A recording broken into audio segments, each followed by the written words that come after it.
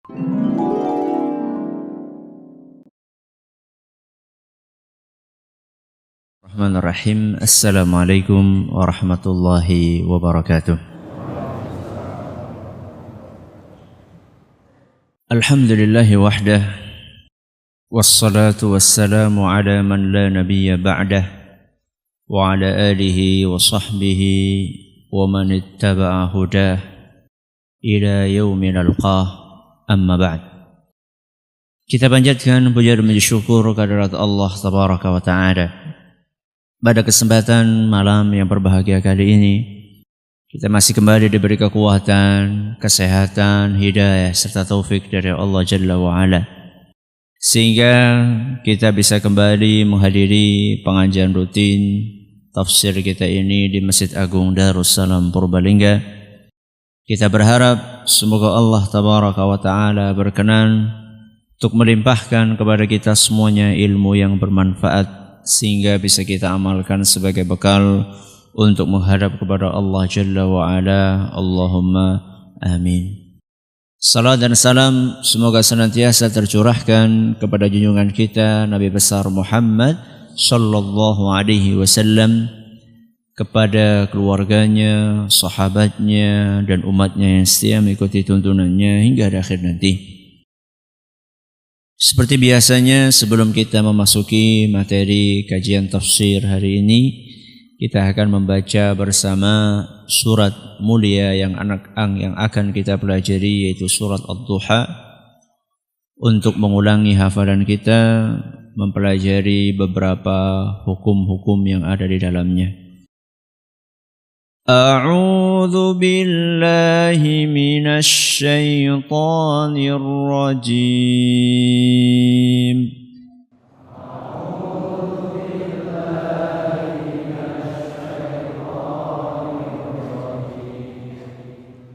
Bismillahirrahmanirrahim.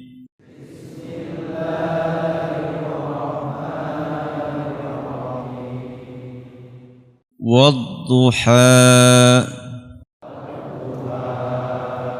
Wallayli idha saja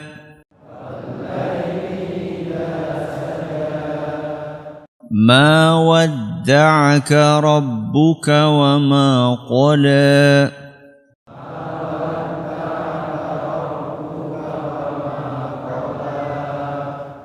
Sebagian orang ketika membaca huruf dal, ma wadda'aka, yang betul itu dal atau dal? Yang pertama apa yang kedua? Dal ini yang pertama atau dal? Pertama kedua? Apa enggak lebih mantap yang kedua? Masalahnya bukan mantap atau tidak mantap, benar atau tidak. Dalnya orang Arab itu adalah da. Ya. Kalau dalam bahasa Jawa ada kata namanya sida mangkat lapora. Pakai apa?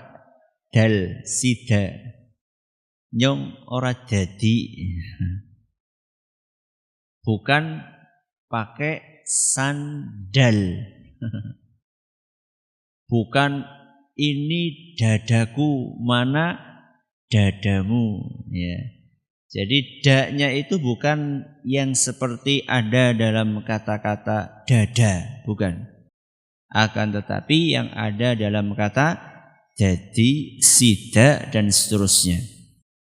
Dan itu lebih lembut, ya. Dalnya itu lebih lembut. Kalau dal, ya, itu agak kurang lembut, ya.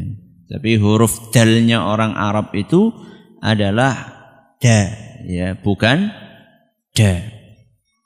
Baik. Ma wadda'aka rabbuka wa ma qala.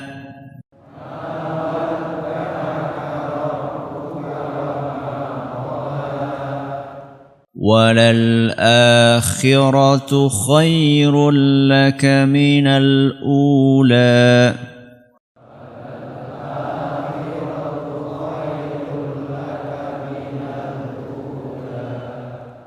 وَلَسَوْفَ يُعْطِيكَ رَبُّكَ فَتَرْضَى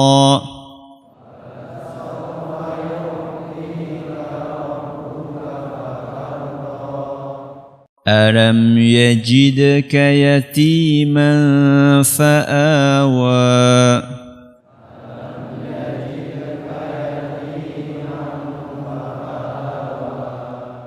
وَوَجَدَكَ ضَالًّا فَهَدَى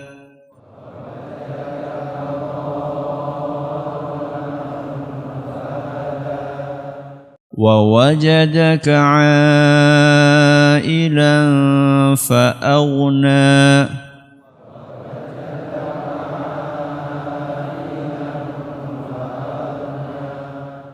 فَأَمَّا الْيَتِيمَ فَلَا تَقْهَرْ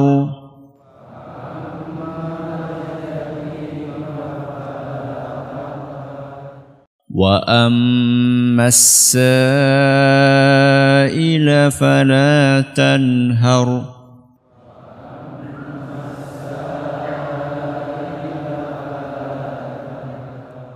وَأَمَّا بِنِعْمَةِ رَبِّكَ فَحَدِّثْ.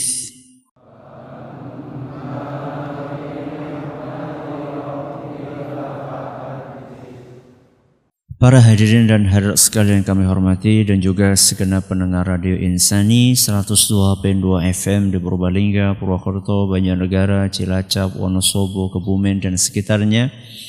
Para pendengar Radio Roja di Jakarta, di Bandung, di Lampung, di Berau, dimanapun Anda berada. Radio Bas FM di Solotigo dan sekitarnya, Radio Kita Cirebon dan sekitarnya, Radio Al-Hikmah di Banyuwangi dan sekitarnya. Juga radio-radio lain yang ikut menyiarkan pengajian ini, serta para pemirsa Yufi TV yang semoga senantiasa dirahmati oleh Allah Azza wa Jalla. Sudah berapa ayat kita pelajari? 2 ayat. Ayat yang pertama sumpah, ayat yang kedua juga sumpah. Jadi Allah mengawali surat Ad-Duha ini dengan berapa sumpah? 2. Yang pertama sumpah dengan waktu duha, siang hari. Yang kedua sumpah dengan waktu malam. Wad-duha, terus wal-laili idza saja. Setelah bersumpah, maka akan ada sesudahnya isi dari sumpah tersebut. Contoh, demi Allah, aku cinta kamu. Sumpahnya di mana? Sumpahnya yang mana? Demi Allah. Isi sumpahnya, aku cinta kamu. Wal asri, demi masa. Itu sumpahnya ya. Isi sumpahnya mana? Innal insana lafi khusrin. Sesungguhnya manusia berada di dalam kerugian. Nah sekarang, setelah Allah menyampaikan sumpah wad-duha wal-laili idza saja, maka Allah menyampaikan isi sumpahnya. Apa isi sumpahnya?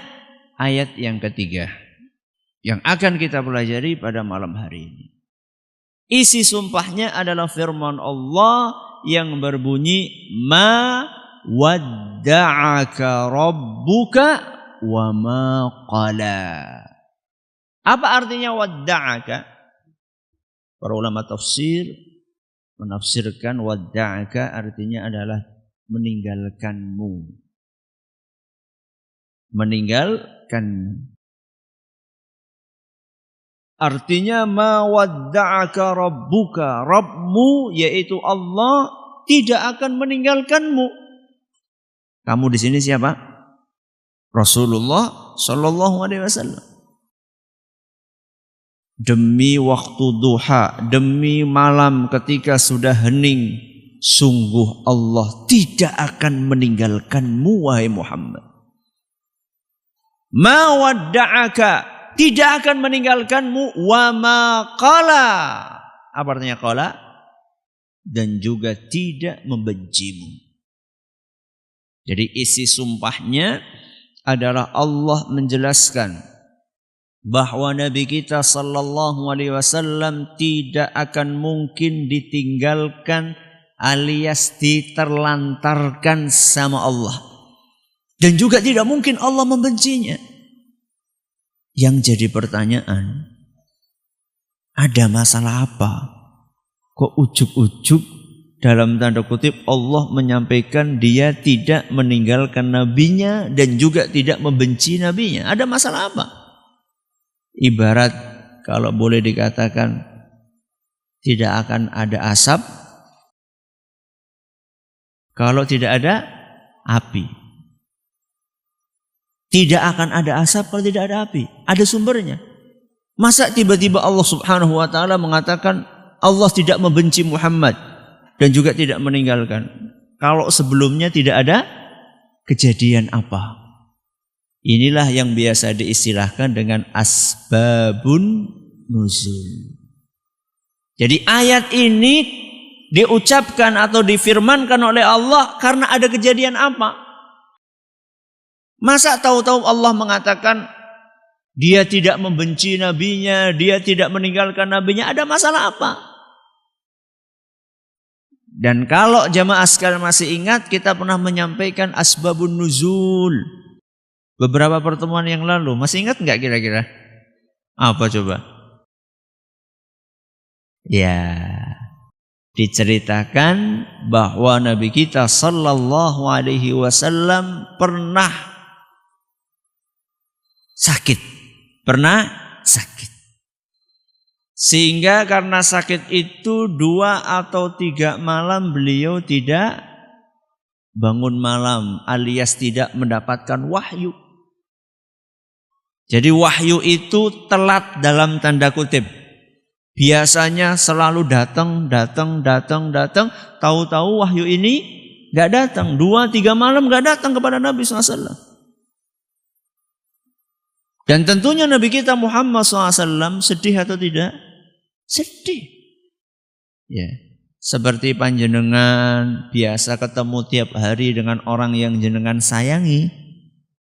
Siapa yang jenengan sayangi? Istri, Masya Allah. Anak juga? Anak. Ketika pulang ke rumah ternyata biasanya disambut sama anaknya. Pak, Abi. Tahu-tahu hari itu sepi. Rasanya gimana? Ya sepi. Namanya juga sepi, rasanya sepi. Ya. Nah, Nabi kita Muhammad SAW ini selalu mendapatkan wahyu dari Allah Subhanahu wa ta'ala. Nah, ini sampai 2 malam, 3 malam gak datang wahyu kepada beliau. Maka beliau pun merasa sedih. Dan kesedihan itu semakin bertambah ketika datang seorang wanita menemui Nabi kita Muhammad SAW. Siapa itu? Al-Hawra. Siapa jenenge? Al-Hawra. Julukannya Ummu Jamil. Siapa itu Ummu Jamil? Istrinya Abu Lahab. Datanglah Ummu Jamil karena dia dengar berita itu. Oh, Muhammad gak kedatangan wahyu. Tentunya menurut Ummu Jamil wallahu a'lam mungkin menurut dia bukan wahyu. Makanya begitu dia mendengar berita itu, dia bergegas mendatangi Nabi kita Muhammad SAW dan berkata, Ya Muhammad, wahai Muhammad, inilah arju an yakuna syaitanuka qad tarakaka. Aku berharap setanmu wis ora teka maning. Aku berharap kamu sudah tidak kedatangan setanmu lagi. Lam arahu qaribaka mundu lailataini aw thalathin. Sudah saya perhatikan 3 atau 2 malam ini kamu tidak kedatangan setan lagi. Subhanallah. Berarti selama ini dapat wahyu dianggap wong lagi kesetanan, apa ora kebangetan ini? Ya enggak kebangetan karena yang ngomong siapa? Ummu Jamil Al-Hawra, istrinya siapa? Abu Lahab. Kalau bahasa kita ya memper. Cocok kalau yang ngomong siapa? Ummu Jamil. Memang karakternya seperti itu. Lah, digitukan Nabi tambah sedih. Ini disebutkan dalam hadis riwayat Bukhari dan Muslim. Maka tersebarlah isu, tersebarlah rumor bahwa Nabi kita sallallahu alaihi wasallam sudah ditinggalkan oleh Allah Azza wa Jalla. Karena selama ini beliau selalu rutin mendapatkan wahyu, kok dalam beberapa hari ini gak dapat wahyu? Berapa lama Nabi SAW gak dapat wahyu? Ada perbedaan pendapat di antara para ulama. Ada yang mengatakan Nabi gak kedatangan wahyu 15 hari. Ada yang mengatakan 40 hari. Ada yang mengatakan 12 malam. Ada yang mengatakan 3 hari. Ada yang mengatakan 25 hari. Wallahu alam. Tapi yang tadi disebutkan dalam hadis Bukhari Muslim berapa? 2 atau 3 malam. Karena tersebar rumor tersebut, isu tersebut bahwa Nabi kita SAW sudah ditinggal sama Allah Azza wa Jal, maka kemudian Allah pun menurunkan firman-Nya wadduha wal-laili idza saja ma wadda'aka rabbuka wa ma qala. Allah itu enggak mungkin meninggalkanmu wahai Muhammad, dan enggak mungkin Allah membencimu. Berarti wahyu itu terlambat dalam tanda kutip bukan karena Allah itu lupa sama Nabi kita Muhammad SAW.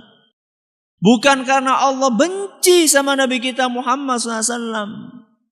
Mungkin enggak Allah menterlantarkan Rasul? Mungkin enggak? Enggak mungkin. Mungkin enggak Allah membenci Rasul? Kenapa enggak mungkin? Apa? Utusan. Berarti kalau utusan enggak mungkin dibenci gitu ya? Jawabannya karena Nabi kita sallallahu alaihi wasallam adalah manusia pilihan. Bahkan beliau adalah manusia yang terbaik di antara manusia yang ada di muka bumi ini. Berapa jumlah manusia di muka bumi? Sejak zamannya Nabi Adam sampai manusia yang terakhir lahir sebelum hari kiamat. Pernah ada survei? Ya, yo kepriwe survei nih Ustaz? Ya. Banyak dari sekian miliar, triliun, bilion manusia, yang paling mulia, yang paling baik, yang paling bersih hatinya adalah Nabi kita Muhammad SAW. Apa mungkin manusia yang seperti ini dibenci sama Allah?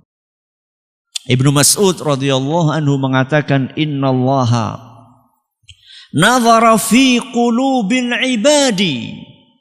Sesungguhnya Allah subhanahu wa ta'ala memperhatikan hati para hamba semuanya. Jadi Allah lihati satu-satu hatinya manusia. Dilihat. Fawajada qalba Muhammadin sallallahu alaihi wasallam khaira qulubil ibad. Setelah dilihat semuanya, maka Allah mendapatkan bahwa hatinya Muhammad sallallahu alaihi wasallam adalah hati yang paling bersih. Subhanallah. Seluruh manusia dilihat semuanya hatinya. Ternyata yang paling bersih hati siapa? Nabi kita Muhammad sallallahu alaihi wasallam. Fastafahu li nafsihi fabata'athahu birisalatih. Maka kemudian setelah ditemukan Nabi kita SAW hati yang paling bersih, maka Allah pilih Nabi kita Muhammad SAW. dan mendapatkan keistimewaan untuk menjadi seorang Rasul. Hadis riwayat Ahmad atau diriwayatkan oleh Imam Ahmad dan sanadnya dinyatakan hasan oleh Syekh Al-Albani. Bukan hanya diangkat sebagai Rasul, tapi sebagai penutup seluruh Rasul.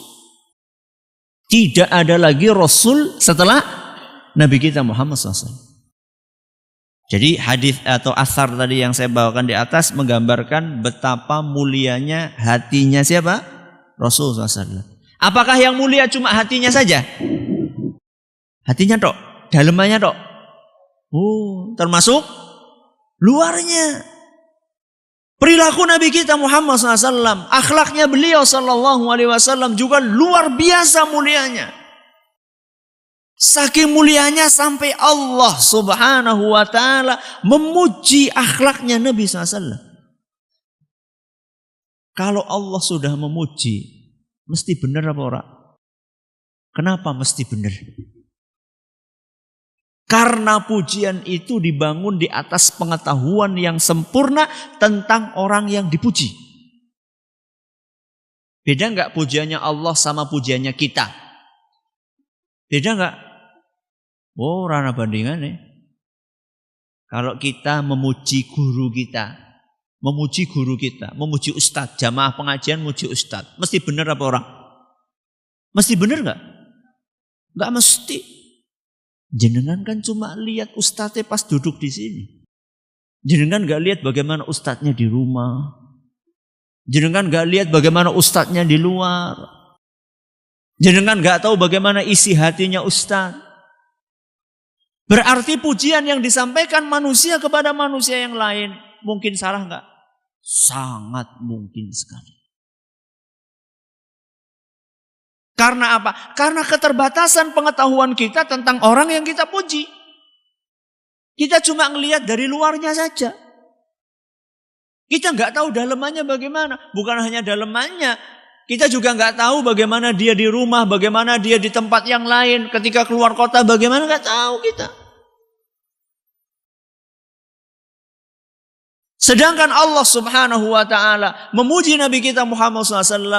Allah Maha tahu apa isi hati Nabi kita SAW. Allah Maha tahu bagaimana ketika Nabi SAW di rumah, bagaimana ketika Nabi SAW di luar, bagaimana ketika Nabi SAW bersama dengan rakyatnya, bagaimana ketika beliau bersama dengan istrinya, bagaimana ketika beliau bersama dengan putranya, bagaimana ketika beliau bersama pamannya, beserta ibunya, beserta bapaknya, beserta orang miskin, beserta orang kaya, beserta pejabat, beserta rakyat jelata. Semuanya Allah tahu.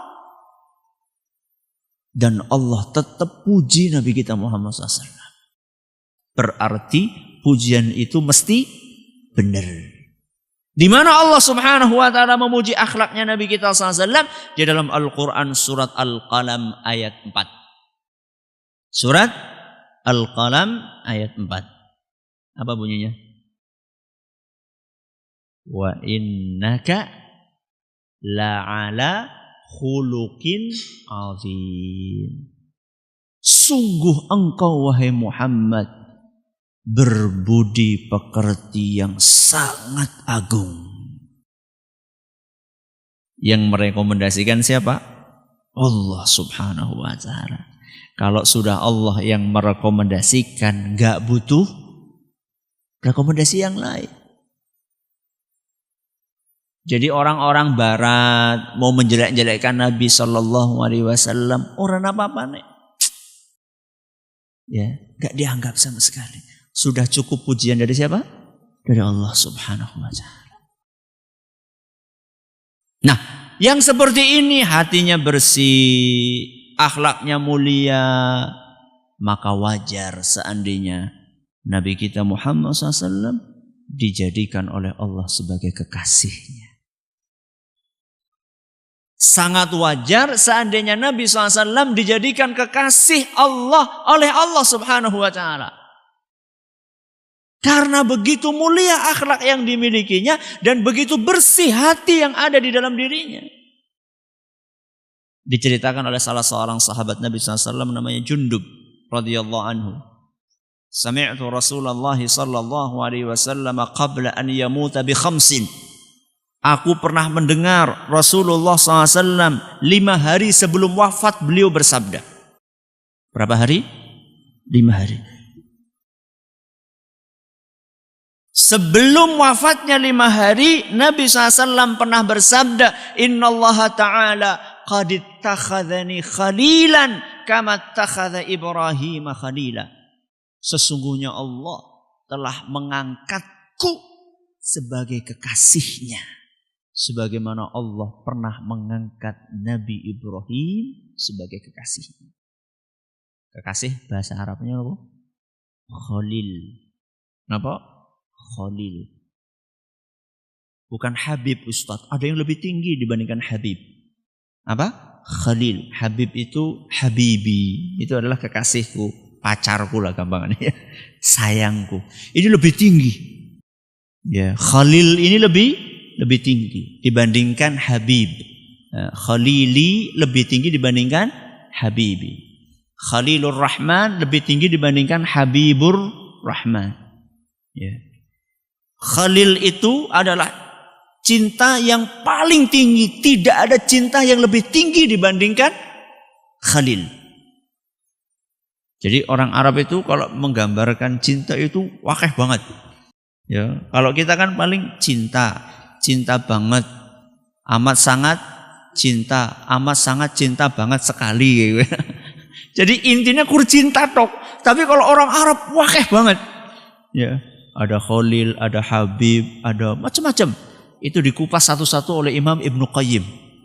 Oleh Imam Ibnu Qayyim Al-Jauziyah rahimahullah. Beliau punya buku namanya Raudhatul Muhibbin.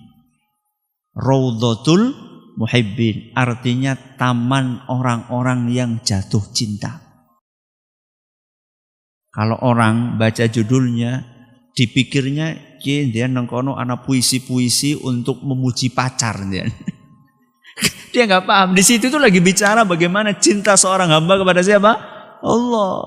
Bukan cinta kekasih kepada pacarnya, bukan. Ya, engkau ngajok tuku buku nih. Wah, anak taman orang-orang yang jatuh cinta. Darani golet anak puisi engkau pacaran orang anak orang. Itu lagi bercerita tentang cintanya seorang hamba kepada Allah. Di dalam kitab itu beliau menjelaskan tingkatan-tingkatan cinta. Ya.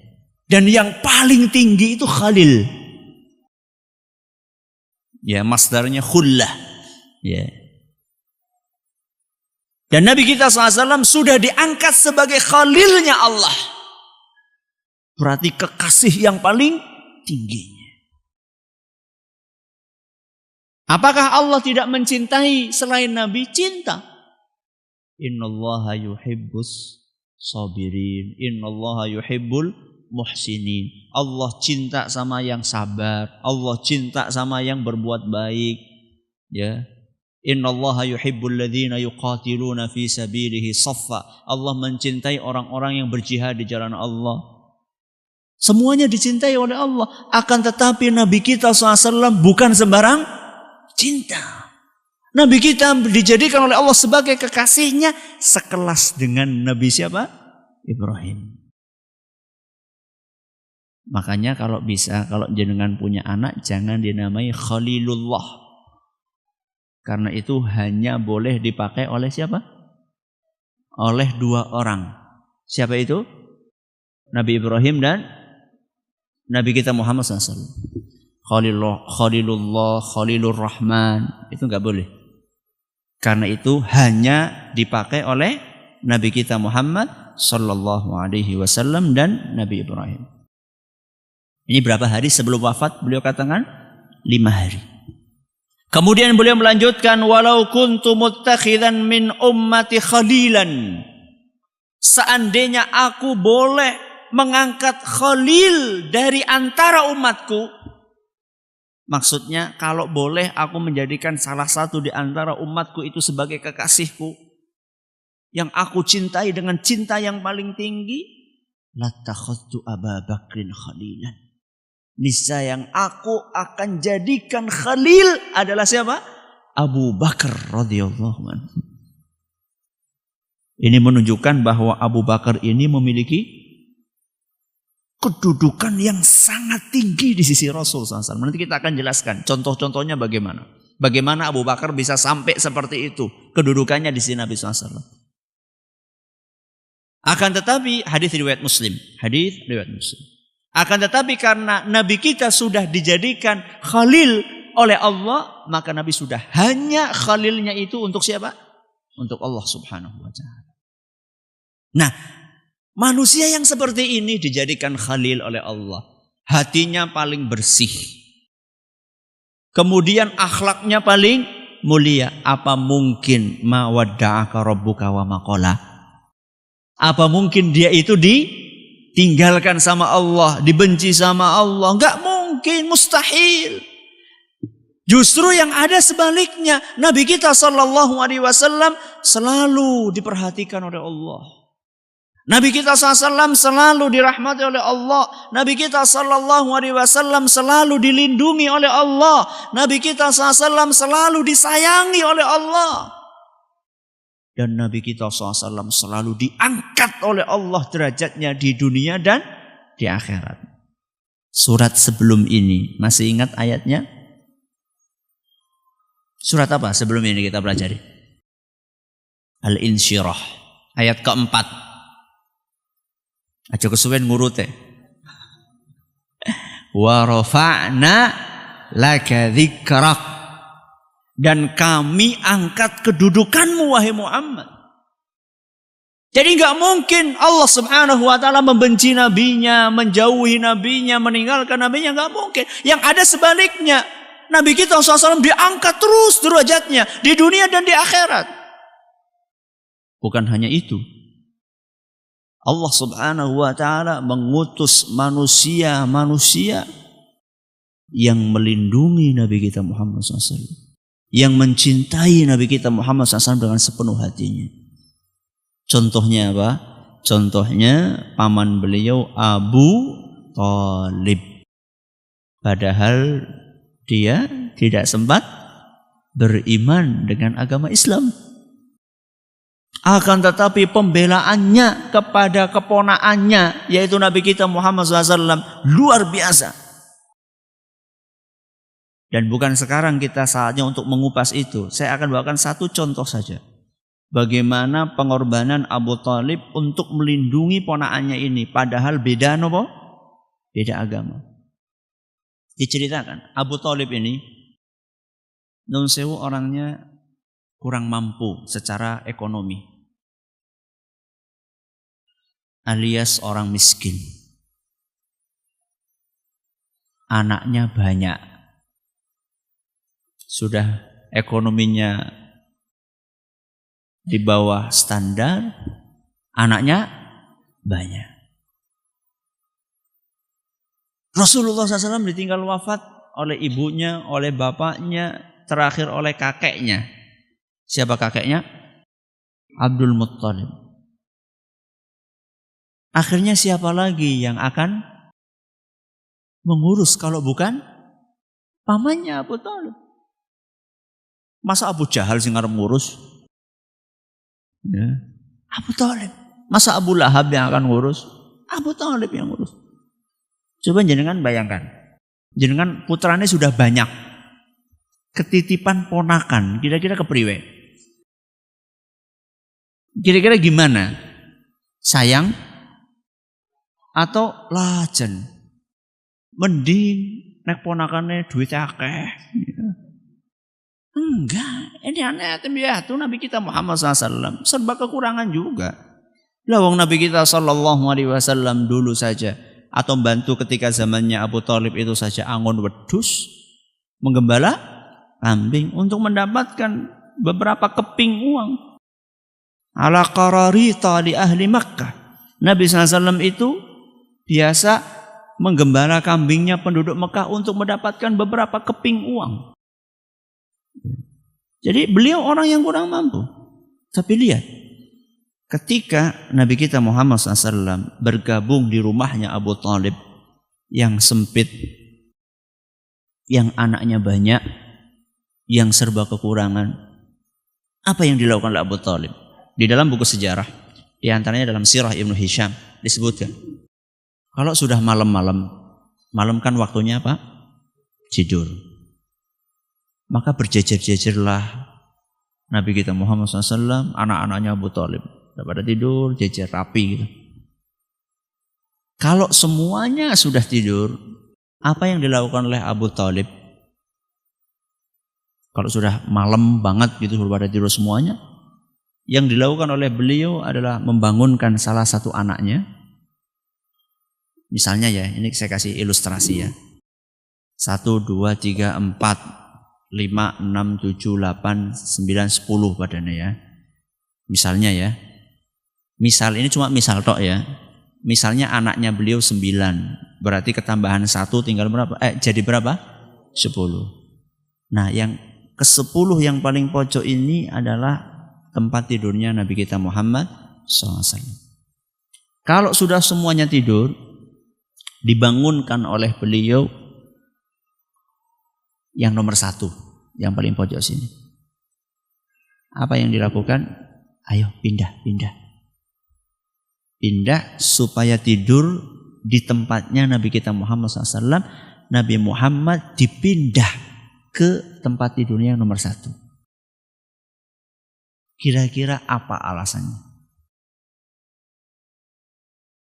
Apa kira-kira alasannya? Gak kebayang ya alasannya ya.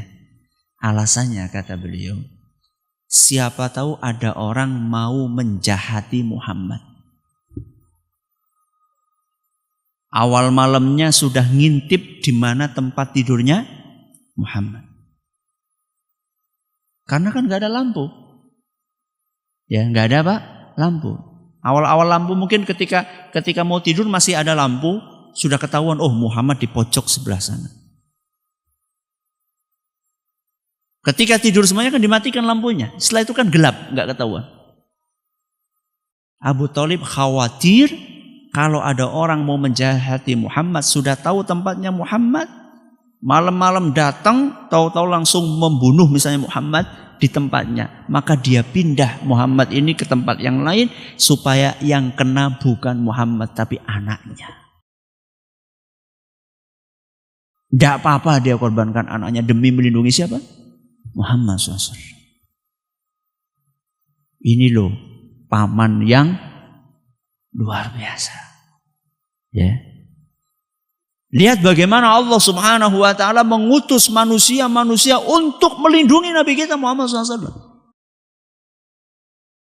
Sepeninggal wafatnya Abu Thalib, Allah mengirim lagi orang-orang yang lainnya yang mencintai Nabi kita Muhammad SAW dengan segenap jiwa dan raganya. Di antaranya adalah yang paling istimewa siapa? Abu Bakar radhiyallahu anhu. Kalau berbicara tentang cintanya Abu Bakar kepada Nabi SAW, sulit untuk diungkapkan dengan kata-kata. Masih disebutkan dalam beberapa buku sejarah, konon ketika hijrah dari Mekah ke Madinah, Nabi kita Muhammad SAW itu ditemani sama siapa? Abu Bakar. Cuma berdua tok. Malam-malam mengendap-endap berjalan. Dan ketika berjalan itu ada satu perilaku Abu Bakar yang membuat Nabi bertanya-tanya. Apa? Abu Bakar ini jalan kadang di depannya Nabi, kadang di belakangnya. Jadi kalau boleh dikatakan ajudan ya, ajudan. Kadang jalan di depan, berapa saat kemudian mundur ke belakang. Berjalan lagi terus maju lagi ke depan, maju mundur, maju mundur. Akhirnya kan Nabi SAW kan bertanya, Abu Bakar kamu ada apa? Apain kamu kadang di depan, kadang di belakang? Kata Abu Bakar, wahai Rasul,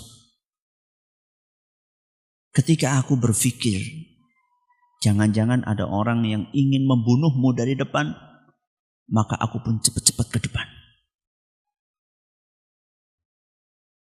Ketika aku sudah ke depan, jangan-jangan ada yang musuh pengen menikam kamu dari belakang, aku cepat-cepat ke belakang. Maka Nabi kita SAW pun bertanya, wahai Abu Bakar, Apakah kamu menginginkan kalau ada terjadi sesuatu kamu yang kena pertama kali? Kata Abu Bakar, iya wahai Rasul. Jadi kalaupun terbunuh, akulah yang terbunuh, bukan engkau wahai Rasul. Dan kalaupun ada yang tertikam, maka biarlah aku yang tertikam, bukan dirimu wahai Rasul. Andaikan engkau wafat wahai Rasul, andaikan aku yang meninggal, maka cuma aku saja yang meninggal, wahai satu orang meninggal. Tapi kalau engkau yang wafat ya wahai Rasul, maka dakwah pun akan ikut hilang beserta wafatnya dirimu. Inilah orang-orang yang dikirim oleh Allah Subhanahu wa taala untuk membela Nabi kita Muhammad sallallahu alaihi wasallam. Jadi tidak mungkin Allah Subhanahu wa taala itu menterlantarkan nabinya Muhammad SAW. Berarti perkataan-perkataan Rasul ditinggal, Rasul diterlantarkan, Rasul dibenci, itu adalah isu yang disebarkan oleh siapa? Oleh orang-orang musyrikin. Terakhir, apa sumpahnya ini sebelumnya? Berapa sumpah? 2 sumpah. Yang pertama wadduha, yang kedua wal-laili idza saja. Berarti Allah bersumpah dengan waktu siang dan waktu malam. Itu sumpahnya. Apa isi sumpahnya tadi? Isi sumpahnya penegasan bahwa keterlambatan dalam tanda kutip wahyu kepada Nabi kita SAW itu bukan karena Allah benci, juga bukan karena Allah meninggalkan Nabi. Sebagian ulama mengatakan, seperti Imam Ibnu Qayyim Al-Jauziyah, antara sumpah dengan isi sumpah itu ada korelasinya. Apa sih korelasi? Ada hubungannya. Jadi ada hubungan makna antara siang malam dengan wahyu atau keterlambatan wahyu. Apa hubungannya? Kata beliau, Allah bersumpah dengan waktu siang, wadduha, untuk menggambarkan, memberikan ilustrasi tentang terangnya wahyu. Tentang apa? Terangnya wahyu. Adapun wal-laili idza saja, malam ketika sudah gelap gulita, ketika sudah sunyi, kegelapan malam itu ilustrasi tentang gelapnya dunia ketika tidak ada wahyu. Jadi kalau wahyu terlambat, wahyu enggak turun, dunia itu akan gelap gulita. Sebaliknya kalau wahyu itu turun, maka dunia akan terang benderang. Kalau Al-Quran dibacakan di suatu rumah, maka rumah itu akan terang. Kalau Al-Quran enggak pernah dibaca di rumah, maka rumah itu akan gelap gulita. Apa ya Ustaz, lampune jenengan pirang watt? Ya. Ustaz, lampu sorot Ustaz. Walaupun lampu sorot. Ustaz, Al-Quran ada Ustaz di rak saya. Oh, kudune nang rak. Kudune diwaca. Gelap di sini maksudnya tidak mesti harus gelapnya itu harus gelap itu enggak ada lampu sama sekali. Kadang-kadang ada sebagian orang yang rajin baca Al-Quran, tapi rumahnya cuma ada sentir. Sentir itu bahasa Indonesianya apa?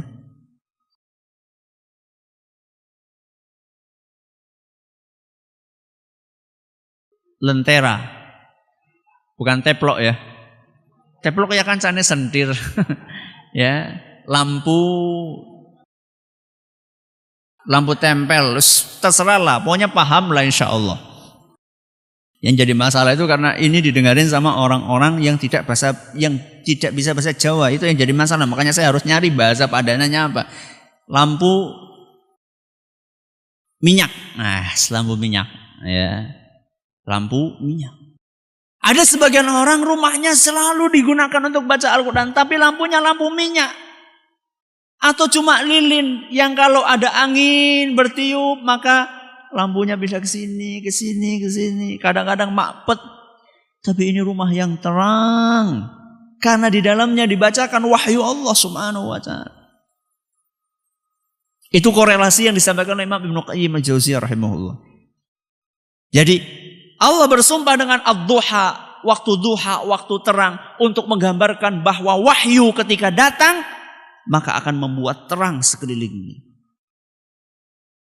Dan Allah bersumpah dengan wal-laili idza saja, demi malam ketika gelap gulita, ketika sudah sunyi, untuk menggambarkan bahwa suatu tempat ketika tidak ada wahyu di dalamnya maka akan menjadi tempat yang gelap seperti gelapnya malam. Dan karena sayangnya Allah kepada para manusia, manusia tidak dibiarkan oleh Allah di dalam kegelapan, kebodohan, kejahilan, kezaliman.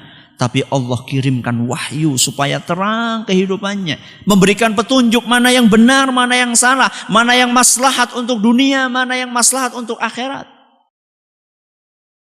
Dan kalau kita sudah berada di tempat yang terang, jangan mau pindah ke tempat yang gelap. Contohnya kalau sudah ngaji kayak gini, jangan mau tidak ngaji. Karena ada sebagian orang wis apik-apik ngaji malah aja ngaji nganah. Ya. Itu jenengan wis neng tempat sing padang, golek tempat sing peteng aja gelem. Loh, sudah terang-terang kayak gini, sudah nyaman, sudah tenang. Masa mau nyari tempat yang gelap lagi? Sorry ya. Jangan mau. Ya. Semoga ini yang hanya ini yang dapat kami sampaikan. Semoga bermanfaat. Mohon maaf nanti tidak ada tanya jawab. Terima kasih atas perhatiannya, menawi atas segala kurangannya. Kita tutup dengan membaca Subhanakallahumma wa bihamdika asyhadu an la ilaha illa anta astaghfiruka wa atubu ilaik. Assalamualaikum warahmatullahi wabarakatuh.